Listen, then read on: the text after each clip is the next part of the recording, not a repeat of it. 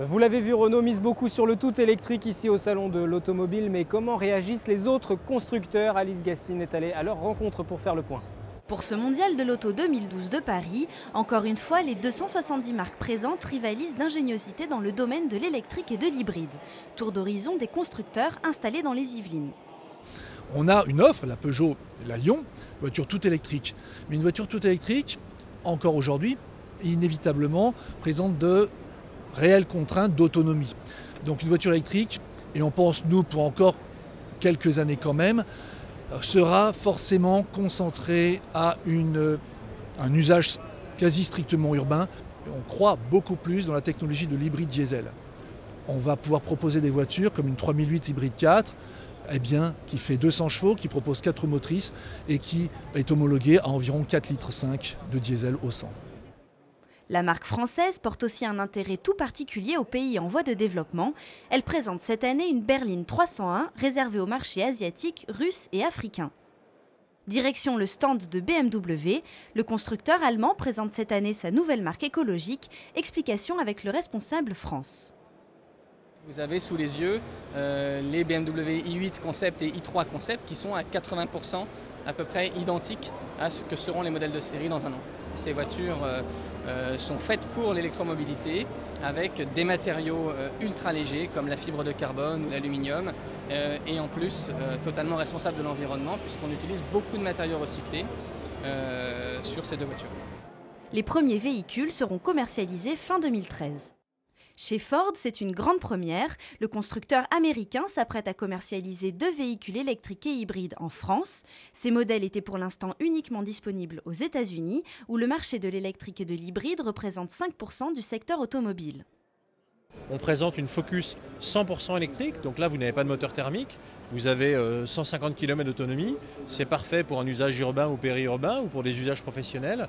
Et à côté on présente une Mondeo hybride qui elle va être parfaite pour voyager parce que vous aurez une hybridation, c'est-à-dire l'association d'un moteur électrique et d'un moteur thermique qui vous permet en ville de baisser considérablement les émissions et les consommations, mais malgré tout d'avoir beaucoup d'autonomie pour voyager quand vous voulez voyager loin et en famille. On pense que les moteurs thermiques ont encore des progrès à faire, et notamment chez nous, nous avons développé un moteur bicylindre qui s'appelle le Twin Air. Nous travaillons également sur des carburants alternatifs. Il faut savoir que Fiat est leader en Europe sur le GNV, le méthane. C'est un carburant encore plus propre que le GPL, et nous avons aussi une large gamme de véhicules GPL. La 500 électrique sera mise sur le marché américain l'année prochaine. L'Europe devra encore attendre. On termine avec Luménéo, une PME des Yvelines spécialisée dans le véhicule électrique.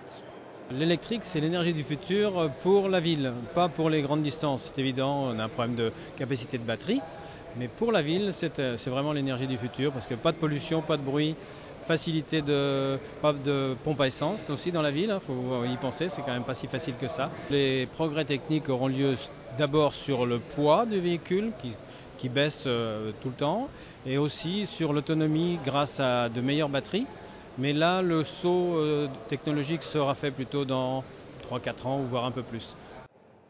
Sans oublier la Twizy de chez Renault, le véhicule électrique en autopartage, pour l'instant exclusivement sur le territoire saint-quentinois. Le 7-8 édition Salon de l'Automobile, nous sommes sur le stand de Citroën. Citroën qui présente finalement assez peu de nouveautés, si ce n'est cette DS3 cabriolet juste derrière moi. PSA a en effet laissé la priorité cette année à Peugeot, où nous irons dans un instant. Auparavant, bonsoir Alice. Bonsoir, on va faire avec vous un point sur les chiffres de ce salon d'ampleur. Véritablement, c'est un salon important, ce salon à Paris. Et oui, qui l'année dernière a accueilli plus d'1 200 000 visiteurs et qui en attend autant, voire plus cette année. Ce sont 270 marques venant de 21 pays différents. Le département des Yvelines est aussi très bien forcément représenté ici. Il faut savoir que le département des Yvelines, c'est le premier département automobile en France. Avec 2 sites d'assemblage majeurs et de recherche et développement que sont Renault avec le Technocentre installé à Guyantour et puis PSA, Peugeot Citroën. Ce sont plus de 150 entreprises spécialisées dans l'automobile, que ce soit les constructeurs, on citait Renault et PSA, mais il y a aussi Fiat ou encore Ford installé à Saint-Germain-en-Laye, Mercedes ou encore BMW et puis de nombreux équipementiers et des bureaux d'études. Merci Alice pour ces précisions. On reste sur ce salon de l'automobile. On vous fait vivre ce salon de l'automobile du côté de la porte de Versailles à Paris. On va aller faire un tour sur le stand de Peugeot. Ce sera juste après ce reportage consacré à quelques-unes des nouveautés présentées lors de cette édition. Le mondial de l'auto, porte de Versailles, est une vitrine pour les constructeurs. Ce salon, créé en 1898, présente cette année plus de 270 marques venant de 21 pays. Parmi elles, les constructeurs installés dans les Yvelines. Présentation des nouveautés 2012. Ce crossover urbain qui est derrière nous, le 2008 Concept, ça c'est une voiture qui sera présentée, commercialisée à l'été prochain, donc dès 2013. Crossover, ça va mélanger les genres. Ça va prendre le meilleur de la berline, c'est-à-dire la tenue de route, le confort d'une berline, mais ça va lui adjoindre l'habitabilité d'un monospace avec le look beaucoup plus dynamique et moderne d'un SUV, d'un 4x4 entre guillemets. Notamment avec la présentation de la série 1 3 portes, du Touring série 3 et surtout, j'ai envie de dire, puisque c'est sa première mondiale, de l'Active Tourer, qui est en fait le premier véritable monospace dans la gamme BMW. On commence par le remplaçant du Kuga, le nouveau Kuga, le 4x4 de la gamme Ford. Il y a la nouvelle Mondeo, la future grande berline, le porte-drapeau de la gamme. Il y a un tout petit 4x4 qui s'appelle l'EcoSport, qui arrivera un petit peu plus tard.